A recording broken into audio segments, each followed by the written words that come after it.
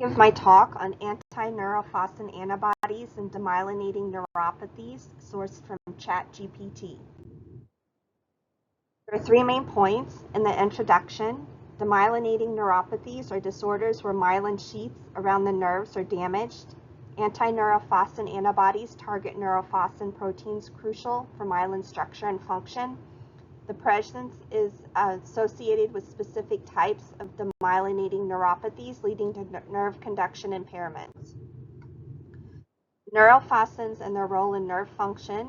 Neurofascins are cell adhesion molecules essential for the nodes of Ranvier. The types of neurofascins, there are 2, and this talked about in the presentation. Neurofascin 155 on glial cells in the paranodal region, Neurofascin 186 on axonal membranes in the nodal region. These are critical for maintaining saltatory conduction and axon-myelin interaction. Anti-neurofascin antibodies are directed against Neurofascin 155 and Neurofascin 186. They can disrupt the structure of the nodes of Ranvier, and their presence is often linked to demyelinating neuropathies like chronic inflammatory demyelinating polyneuropathy and Guillain-Barré syndrome. Antibodies bind to neurofascins, causing damage to the paranodal region. This leads to disruption of the axo-glial junction, impairing nerve conduction, and results in a condition called paranodopathy, where nerve conduction is blocked but myelin remains intact. Clinical implications: the presence of anti-neurofascin antibodies is associated with more severe neuropathies. Patients with anti-neurofascin antibodies often present with more rapid progression and resistance to conventional treatments, and specific therapeutic strategies such as plasmapheresis may be more effective in these cases. Anti-neurofascin antibodies play a significant role in certain demyelinating neuropathies.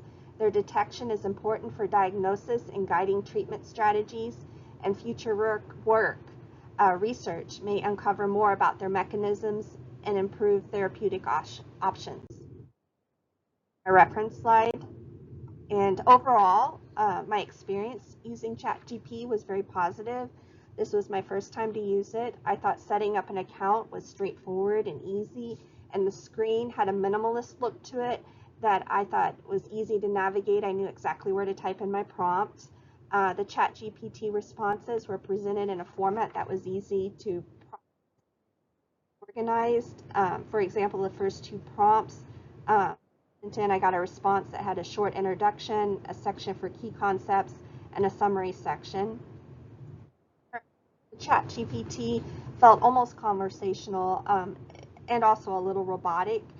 I tried, after one of the responses, writing "thank you" to see what ChatGPT would say, and it wrote back, "You're welcome. If you need anything else, let me know. Good luck on what you're working on," and added a smiley face emoji. I tried back to back using the same prompts, same wording, and I got responses that were a little bit different. I don't know why this would happen. And to keep my account to use ChatGPT. So on to the pros and cons of using ChatGPT. I think it's very fast. Within a few seconds, I started receiving responses for my first 2 prompts, and the PowerPoint presentation took about 1.5 minutes. It has 24/7 availability, which is great. It offers personalized learning. I think my prompt asking about anti-neurofascin antibodies is not a common prompt, yet it had a helpful response. It's good for generating ideas. For example, you can brainstorm new recipes for Thanksgiving. It can be a writing assistant. So I wrote in a prompt asking ChatGPT how to reference using it, and I chose an option in one of the responses it gave me, pick to add to my slide. There's the ability for multilingual communications. I wrote in a prompt asking it to translate, where is the beach located, to Spanish, and it did it within seconds. And as for the cons, there's a risk of ChatGPT providing information with factual inaccuracies. Information received from ChatGPT needs to be correct. Plagiarism is a concern. A user could obtain someone else's work or ideas from it and not give credit. It has limited knowledge. It may not have the most up-to-date information. A user can develop dependence on it. There are concerns that students may have too much dependence on ChatGPT and reduce their skill set. There are privacy issues surrounding ChatGPT. It does collect personal information that's entered into the chatbot. And I read that online that Italy has banned ChatGPT because of privacy concerns. And there are security concerns too. It can be used to create phishing emails and aid in malware development. This concludes my presentation for exercise 3. Thank you.